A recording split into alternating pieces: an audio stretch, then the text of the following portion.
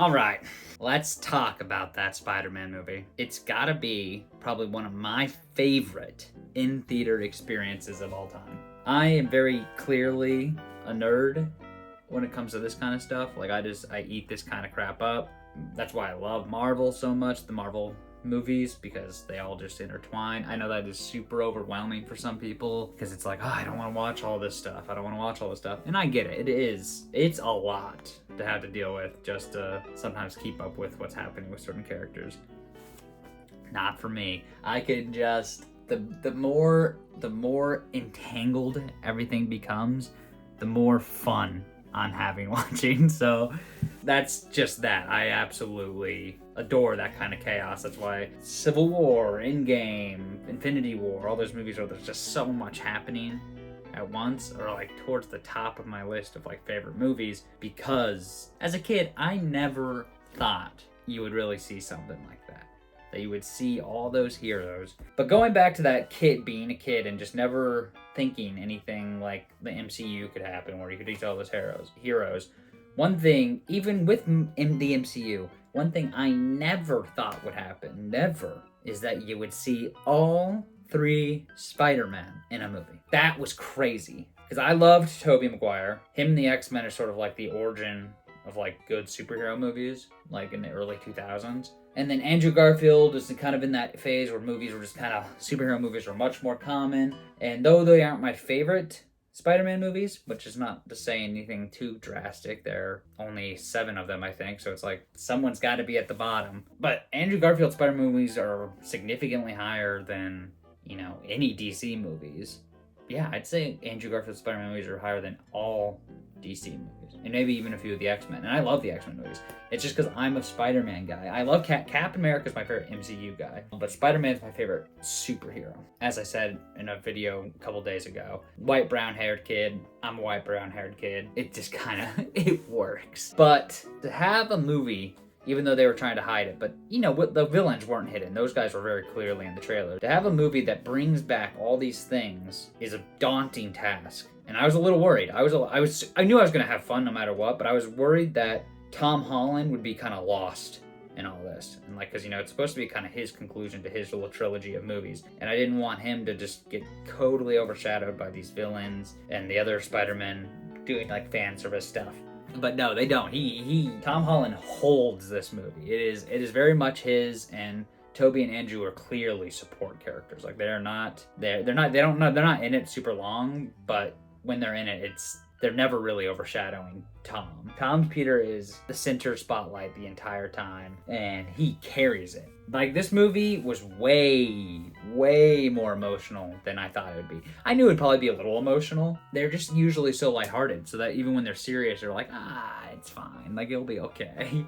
Loki died like 400 times, and he was always alive. And to this day, he's still alive. So it's just like, sometimes the hard stuff doesn't seem that hard. But this movie, damn, it hits hard to me multiple times. And I will say, I think a small MVP of this, besides like Tom, who's clearly like an MVP, is Andrew Spider-Man. His Peter Parker. He, with so little, last time we see him, he is an emotional wreck. He has just lost his girlfriend, which is kind of his fault. That girlfriend's dad, who died the previous movie, said don't involve her because you'll get her hurt. He did. He has a few moments in this where you're just like, ooh. A moment with MJ. I'm trying not to spoil. I'll try not to spoil on this thing. A moment with MJ towards the end is very like, yes, like. In the trailer, I kind of thought, it seemed like, if you know what I'm talking about, In the trailer, I was like, that's gotta be.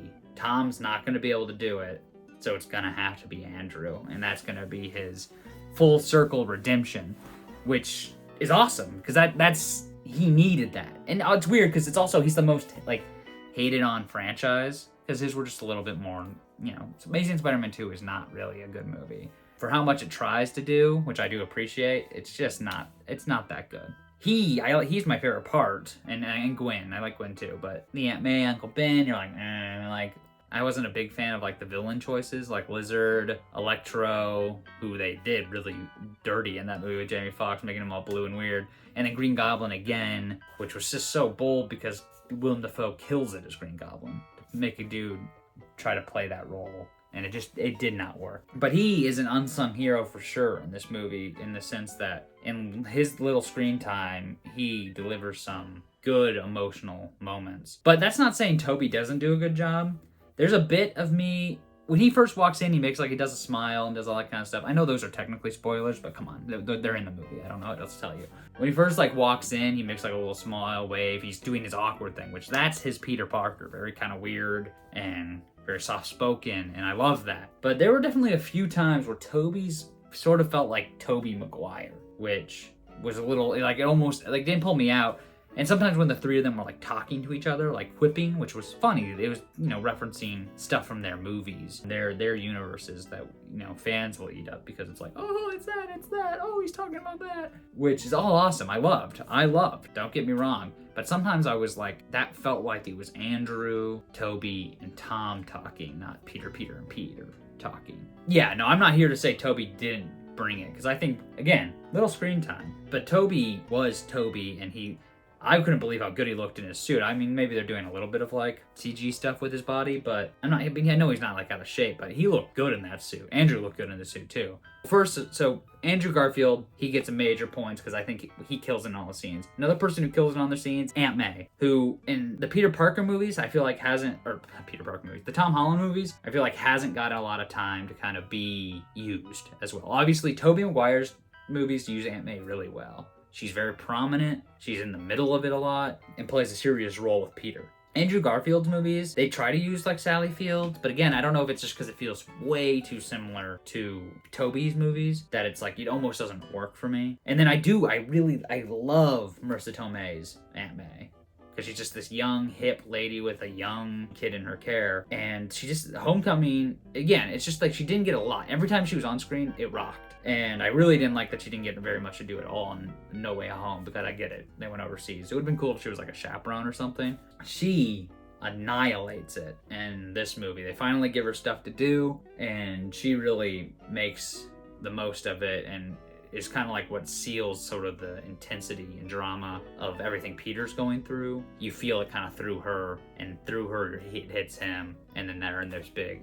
That's where he kind of grounds the entire situation. I'm not necessarily, without spoiling, not necessarily entirely down with the way they decided to kind of go with it, with her character, but I understand. Peter Parker, the character, is someone who is relatable to fans and iconic in who he is by being someone who has to deal with, you know, trauma, hardships, all that kind of stuff. So I get what they're doing. It just makes me sad. This movie got me emotional, I think, once or twice, like a tear to the eye. Brett got emotional a few times because Tom's MVP of this movie, because this is his best outing as Spider-Man and Peter Parker. This movie feels like a Spider-Man comic kind of brought to life, and Tom feels like Peter Parker. Don't get me wrong, I think he's the best Peter Parker out of all of them, because he really feels like Peter. Where Andrew was probably the best, I don't want to say best, but he's really good at like Spider-Man's quips while he's fighting. That's what Spider-Man does in the comics, and Andrew was really good at it, which Tobey wasn't that good at the quips. But Tobey is the OG, so he gets so many points just because he's the guy who got the ball rolling and brought the character to life. And he captures, Tobey does a pretty killer, like, adult Peter Parker, you know, which is a big character in the comics too, where he's just constantly living like check to check. He's really struggling, lives in a crappy apartment. He kills that, and Tom's killing young Peter, but hopefully we'll see him maybe eventually dethrone Tobey as the adult Peter, which is what they're kind of bringing him towards now. And then on the villain side, I loved them all. Like, I loved the fact that they were all there, but I think, so Sandman and Lizard, who aren't in a lot of the trailers, it makes sense. They don't have very big roles. I understand why Lizard never became human. You know, he needs whatever he does to be the Lizard, so if you take him out of it, then how does he get back to being a lizard? Sandman spends, and I guess this guy just wasn't available, spends the entire movie as like a sand guy, which he isn't like that in Tobey's movies. He's his dude, he's the dude, and then he just is sand. He just happens to look like a dude, which maybe Marvel said that doesn't make sense, he needs to be sand, but you do see him, you see them both eventually. I didn't know if, I wasn't really like sure I liked what they were doing. They felt very just there. They play cool, they each have cool moments, but they felt more there. And then Electro, who Jamie Foxx, I think, brings really cool energy, and I really thought he was a cool character this movie. The one thing that bugged me is he is exactly the version that was in Amazing Spider-Man 2, and that was too big of a difference. I could not even the blue thing. Like, I'm okay that he's in a new universe, it changes his energy, whatever happens, why he looks like Jamie Foxx. But Max from the Amazing Spider-Man 2 had a comb over, and they make a comment about this. He had a comb over, he had, gap teeth. He was like really jittery and weird and really insecure and unconfident. They're saying that this guy just got plucked right after Andrew defeated him, which I guess he was more confident in then because he was like super powerful. But I don't know, man. This was Jamie Foxx just being about as cool as possible, which is about as far away from that character. Like, yeah, he just sounded a little too cool for my likings. Like, he needed to still be kind of weird. I think he still needed to be a little weird. He could look cool and look like Jamie Foxx. I was happy with that. Blue Electro sucks. This Electro was very cool. So I liked what they did in this movie with him. It was just a bit too much of a difference from what he was. So that kind of took me out of it. But the opposite side of that, Doc Ock and Green Goblin literally feel like they were just plucked from their movies in 2001 or 2 and 2003 and just thrown into this movie. Like, their characters were, I felt like they were exactly like, I believe that they were straight out of the Tobey movies before they died. And I think Doc Ock crushed it, but to come to the next MVP, it's Willem Dafoe. Willem Dafoe's Green Goblin is my favorite Spider-Man villain from the comics and from the movies. I think not the Amazing Spider-Man 2. I don't like that Green Goblin. That Green Goblin's not so good. His Green Goblin from the first movie is a little over the top, like a little bit more, like, a little goofier, wearing that costume, which is iconic but a little ridiculous. But you still get it. Like, and Willem Dafoe, his presence is felt through all 3 movies. Like, literally, because he's in the movies. It's like the creepy goblin side talking to Harry. But the way he does that in Tobey's movies and the way he does that in this movie, him talking, his little split, where you got Norman, who's like a normal dude who just wants to do science, and then you got the Goblin, who's this like absolute psychotic monster. It just works so well. I'm glad they gave him a costume change in this one. I'm glad we got to see the OG costume, but I'm also glad he gets to look different. Because Willem Dafoe's face is just, he does so much with his face, and he captures the craziness of the Goblin so well. So yeah, he is just, he's probably up there as one of the top MVPs right behind Tom. And that's not to say everyone else isn't good. MJ kills it this movie. She is a goddess among us. Zendaya, she is so good. And I really believed, like, her and Tom, which I know they're dating in real life, but I really believe they're like high school romance.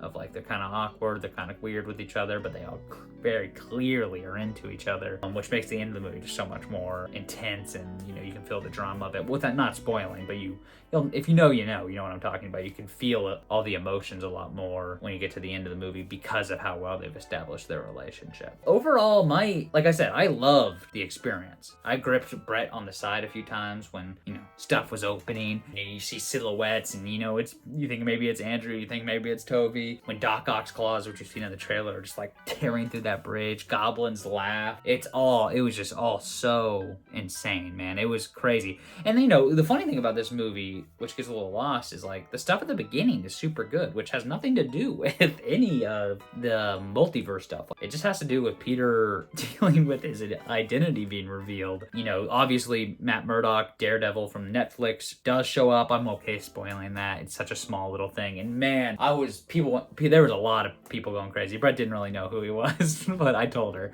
But people started clapping big time when he was in there, and he doesn't get much at all to do. He's full lawyer mode, but he does get one cool moment, and with it involving a brick. All that stuff with Peter and just like dealing with the fallout of being a known hero, but also not looked at as a hero because people think he's a murderer because they thought Mysterio was a hero, which Jake Gyllenhaal all too well.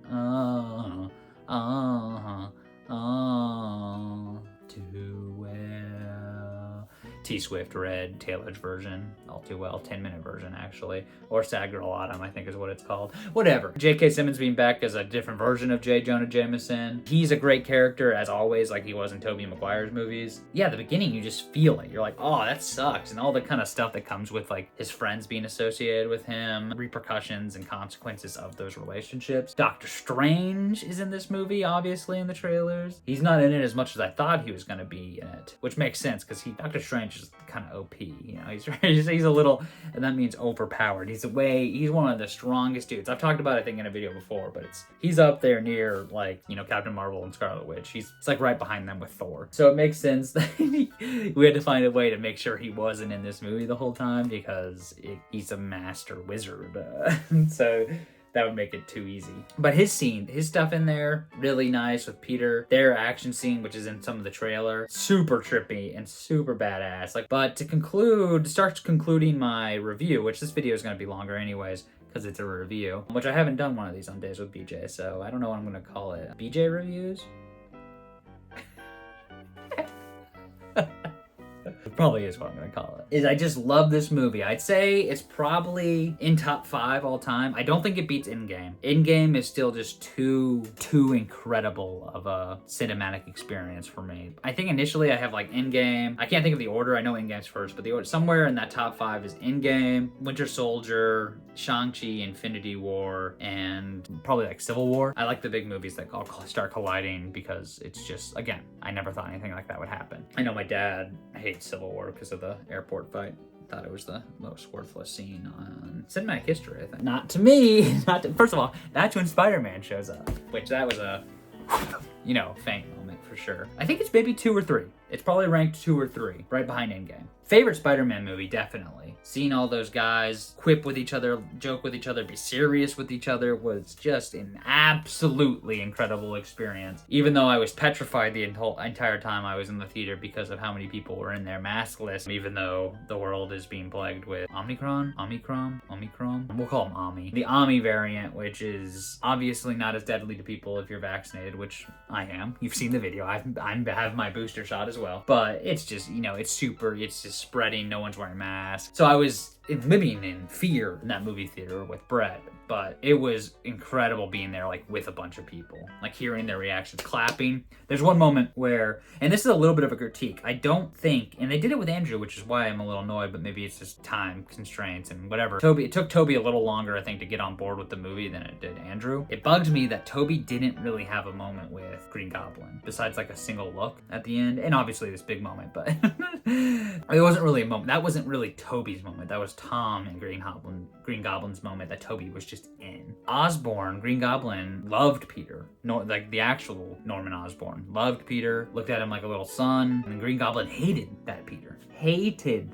I just thought, I wish they had at least a line or two with each other before the last moment, because that's it. That's all they have. I didn't like that him and Willem didn't have like a scene where they're just them dialoguing with each other. He has one with Doc Ock, but again, even that one was a little sweet. But again, I just wish Toby got a bit more time with his villains, even just in small, like it's a very short scene. He has like weirdly enough, he has like a okay one with Sandman, who out of all the villains is like the least bad dude there. Oh no, Doc Ock's not really that bad. But when they do something to Sandman, you get to actually see the dude for once. Whatever the actor's name is, I can't remember. And you see him and he's like, whoa, what's up? And Peter's like, it's okay, Flint, it's okay. The score behind Toby doing that, you hear, no, no, no, no, no, no, no, no. His theme from his movies, which is iconic. His theme is literally so good. I think Andrew's theme was in there, but it wasn't much of a theme from those movies. It was just like traditional superhero background music. So he did have that moment with Flint, the one who's like the least important to him. But I take that back. Doc Ock, he had a nice moment with Doc Ock at the very end. Nothing with Green Goblin really irritated me because that's what I was most psyched about, was seeing those two interact. Andrew got a moment with a small moment, like just interaction. See, that's all I needed. Andrew's like wrestling with the lizard for a moment. And as I said earlier, Andrew's the best at those Spider-Man quips as he's fighting, like the little like comebacks. And he's talking to him the whole time. And that was all I needed. That was a nice moment, even though that's all they have. And then he has a killer moment with Jamie Foxx, where Jamie gets to finally see who he is underneath the mask. It's a hilarious moment. I think it's a little bit of a hint of what they might be doing in the future with possibly Miles Morales. If you don't know who Miles Morales is, I won't tell you, but if you do, you do. You know. Yeah, that was just a hilarious interaction. That's why I was even more bummed that Toby didn't have one with Willem, because I was like, oh, they gave Andrew and Max a moment? In conclusion, on BJ reviews, this Spider-Man is definitely an 8 out of 8 legs of a spider, in my opinion. I think I'm not saying it's a perfect movie, but I'm saying it was a perfect score in terms of I had a great time. I think there weren't huge holes in like what was happening. Nothing felt like, oh, eye-rolly to me. Like, yes, were some of the jokes really on the nose, and like I said, sometimes it feel like Andrew Garfield and Tobey Maguire talking about their experience as Peter Parker instead of being Peter Parker. A little bit, but the Marvel humor sometimes does that anyways. But Tom Holland, star material, man. He kills it. I'm super excited to see where he goes, because he's definitely facing an uphill challenge at the moment, but puts him exactly where Peter in the comics is. He's starting to approach what Toby was, where he's the guy on his own. He's out living on his own. There's no Iron Man. There's no Avengers right now. Technically, he's kind of just on his own, being Spider-Man and dealing with what that means. And he looks like he has a sick costume. But I'm super excited. And then the post-credit scenes, the last one at the very, very end, is really just a trailer for Doctor Strange, which is badass, which ties to this because it's the multiverse of madness is what it's called, which Spider-Man's movie kind of sets off a crack in the multiverse, along with Loki. Loki does that as well. But Scarlet Witch is in it. It's going to be great. And there's a big reveal at the end of the trailer, which seems to tie into the Disney Plus show, What If, which a lot of people probably don't watch because it's animated and, you may not have Disney Plus, which is fine, but if you're able to watch What If, maybe I would before Doctor Strange, because it seems to have, just from the look of it, seems to connect to a certain character pretty heavily. And then the mid-credit scene is involving Venom, because at the end of Venom 2, spoiler alert, he is sucked into Tom Holland's world, and they make this big tease, like Venom looks at the screen, he sees Tom Holland, and he's like, that guy. And it's like, oh crap, here comes Venom. Venom's coming. And at the end of the movie, in the post-credit scene, I'm gonna just spoil this one, so sorry. Don't listen if you don't want to. Tom Hardy is talking to some dude in Mexico about like random Avenger stuff, because he doesn't have that. He's like, Tony Stark guy, and a not billionaire, and a suit of iron is gone. The creature named the Hulk, weird name. Fought a purple alien who wanted to delete half the universe, blah, blah, blah. He's just catching up on what the world's about. And then he says like he wants to go talk to the spider guy in New York. And then he is sucked out. He's sucked back. Well, that sounded weird. The villains are all Toby, Andrew villains. They're sent back. So he's sent back too. Everyone who's not supposed to be there, I guess, is sent back. But what's left behind is just a little piece of the black Venom symbiote mush goop, and it was moving around, which can only mean, if you've seen Tobey Maguire's Spider-Man 3, Black Suit Spider-Man, which is one of my favorites because it's intense as hell. And this movie's fight scenes, real quick, those were brutal, man. They felt so like so heavy. They were not pulling punches at all in this movie. So if Black Suit Spider-Man's coming, he already has a reputation for not pulling punches. But 8 out of 8 legs of a spider for this movie, BJ's movie review. I'm definitely gonna go see it again, and it's top 5 MCU movie of all time, top Spider-Man movie of all time, and I highly recommend it. I don't necessarily want to say I recommend you seeing it with people because of COVID. If you're already planning on seeing it in a theater, I hope that the audience participation and their reactions amplify your experience like it did for me, and hopefully you can get past the fear. Brett and I were sitting in the entire time, being shoulder to shoulder with people in a movie theater. If you see it in the movie theaters, I hope you have a great time. If you're lucky enough to see it in a theater where no one's really there, I hope you enjoy that as well. And yeah, thank you. Merry Vlogmas.